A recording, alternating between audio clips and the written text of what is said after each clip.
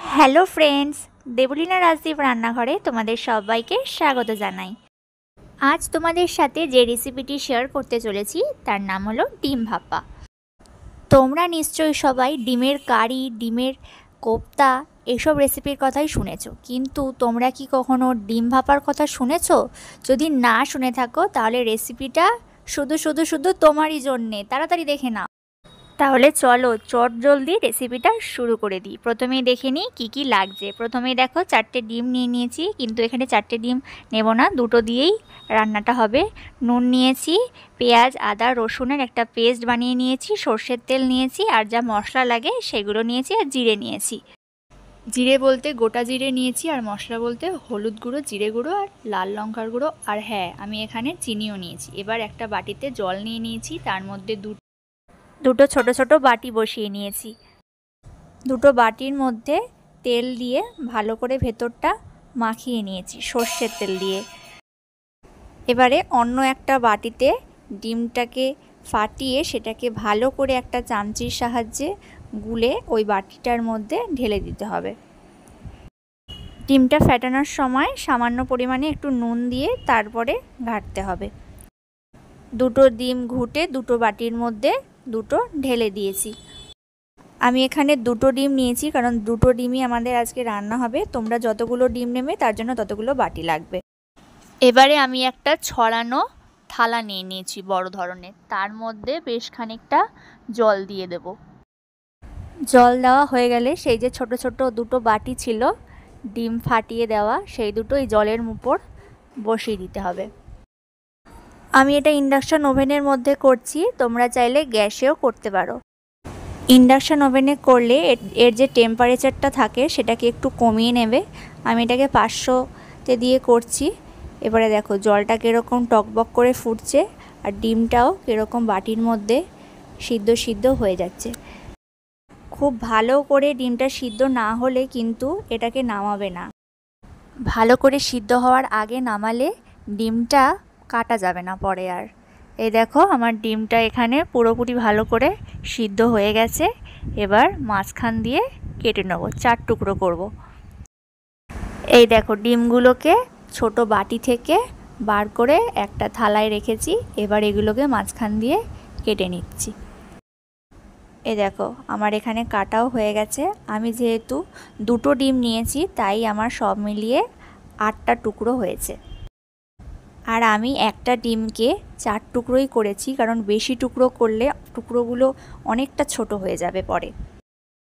এবার আসল রান্নাটা শুরু করা যাক। প্রথমেই গ্যাসটা জ্বালিয়ে নিচ্ছি, তার মধ্যে একটা কড়াই বসিয়ে সর্ষের তেল দিয়ে দিচ্ছি। বেশ অনেকটা সর্ষের তেল দিতে হবে, না হলে কিন্তু খেতে একদম মজার হবে না। যাই হোক তেলটা দিয়ে দিয়েছি। এবার তেলটা ভালো করে গরম হলে দুটো দারচিনি ভেঙে দিয়ে দিতে হবে তেলের মধ্যে। দারচিনিটা দেওয়ার পরে খুব তেল ছিটকাচ্ছিল, পুরো ফেটে পুরো গায়ের মধ্যে ছিটে আসছে। যাই হোক এবারে ওই জিরেটা দিয়ে দিতে হবে, গোটা যে সাদা জিরে ওটা দিয়ে দেবো। জিরে দেওয়া হয়ে গেলে পরে হালকা নাড়াচাড়া করে ওই যে পেস্টটা মশলার পেঁয়াজ আদা রসুনের যে পেস্টটা ছিল ওইটা তেলের মধ্যে ছেড়ে দিতে হবে। এই পেঁয়াজ আদা রসুনের যে পেস্টটা, এই পেস্টটা দেওয়ার পরে খুব ভালো করে নাড়াচাড়া করতে হবে। নাড়াচাড়া করা হয়ে গেলে হলুদ গুঁড়ো, জিরে গুঁড়ো ও লঙ্কা গুঁড়ো আর যে চিনি ছিল ওইটা একটু জল দিয়ে গুলে এর মধ্যে দিয়ে দিতে হবে, ও পরিমাণ মতো নুন দিতে হবে। মশলাগুলো দেওয়ার পরে খুব ভালো করে খুন্তি দিয়ে নাড়াচাড়া করে নিতে হবে। পুরোপুরি 5 থেকে 6 মিনিট ধরে এটাকে ভালো করে নাড়তে হবে, যতক্ষণ না এই মশলার যে একটা কাঁচা গন্ধ থাকে সেটা যতক্ষণ না যাচ্ছে ততক্ষণ অবধি ভালো করে নাড়তে হবে। দেখো আমি আবার একটু নুন দিয়ে দিচ্ছি, কারণ নুনটা আর একটু কম হয়েছে, আর একটু লাগবে, সেই কারণে আর একটু নুন অ্যাড করে দিলাম। এবারে দেখো কালারটা কেমন ছেড়ে দিয়েছে মশলা দিয়ে, আর তেলটাও ছাড়তে শুরু করেছে। কিন্তু আমি এখানে একটা জিনিস মিস করে গেছি, যেটা আমার মাথাতেই ছিল না, সেটা হচ্ছে টমেটো। টমেটো যাতে দিতে হবে সেটা আমি বেমালুম ভুলে গেছি। তো শেষে গিয়ে টমেটোটা দিচ্ছি। টমেটোটা একটা টমেটো গ্রেট করে ভালো করে দিয়ে দিচ্ছি এর মধ্যে। এবার এই টমেটোটাকে ভালো করে মশলার সাথে মিশিয়ে দিচ্ছি, কারণ এটা আমি দিতে ভুলে গেছিলাম। লাস্টে কী বা করা যাবে, ভালো করে মিশিয়ে দিলাম। এবার এর মধ্যে পরিমাণ মতো জল দিয়ে দিয়েছি। আমরা যেই পরিমাণ গ্রেভি নেব সেই পরিমাণ জল নিয়েছি। জলটা তোমরা তোমাদের মাপ মতো দিয়ে দেবে।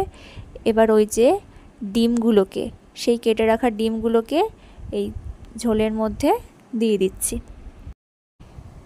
এই রেসিপিটা তোমরা রুটি দিয়ে বা পরোটা দিয়ে কিন্তু ট্রাই করতে পারো, বেশ ভালো লাগবে খেতে। তাহলে সবাই বলো আজকের রেসিপিটা তোমাদের কেমন লাগলো। বাড়িতে অবশ্যই একবার ট্রাই করো। আর আজকের ভিডিওটা ভালো লাগলে লাইক, শেয়ার, কমেন্ট করতে কিন্তু একদম ভুলো না। আর যাওয়ার আগে চ্যানেলটা অবশ্যই সাবস্ক্রাইব করে দিয়ে যাও। তাহলে আজকের ভিডিওটা এখানেই শেষ করছি। দেখা হচ্ছে পরের দিন অন্য কোনো নতুন রেসিপি নিয়ে। ততক্ষণ সবাই ভালো থেকো, সুস্থ থেকো, সবাইকে ভালো রেখো। তো আজকের মতো টাটা, বাই বাই।